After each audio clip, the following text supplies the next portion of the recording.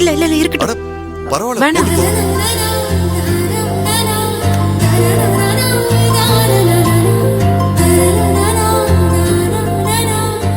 கரெக்டா இருக்கா? ஆ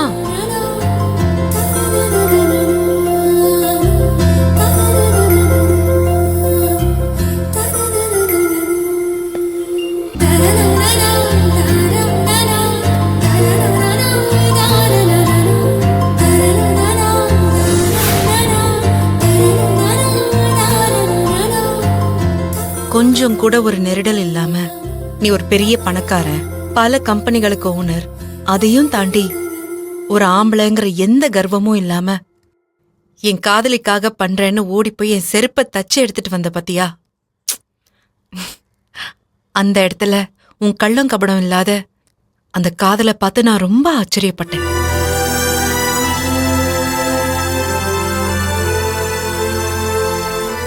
அப்போ உன்னை எனக்கு ரொம்ப ரொம்ப பிடிக்க ஆரம்பிச்சது. அந்த மாதிரி உன்னை பிடிக்கிறதுக்கு ஒரு காரணம் இல்ல, ஒரு 1000 இல்ல 1000க்கும் மேலேயே சொல்லலாம். சரி விடு, நான் சொன்னேன்ல, இப்போ அதே மாதிரி நீ சொல்லு. நான் தான் உன் வாழ்க்கையில உன் பொண்டாட்டியா வரணும்னு நீ எப்ப முடிவு பண்ண? எந்த நிமிஷம் உனக்கு அந்த எண்ணம் வந்துச்சு?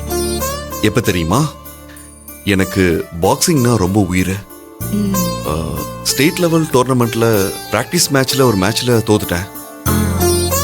அந்த தோல்வியால அடுத்து நடக்க போற மேட்ச்ல நான் ஜெயிப்பேனான்னு எனக்கே நம்பிக்கை இல்லாம போச்சு. ரொம்ப பயந்துட்டு இருந்தேன். ஹேய், உனக்கு ஞாபகம் இருக்குமான்னு தெரியல, அப்போ நீ என்கிட்ட வந்து என்ன எழில் நீ?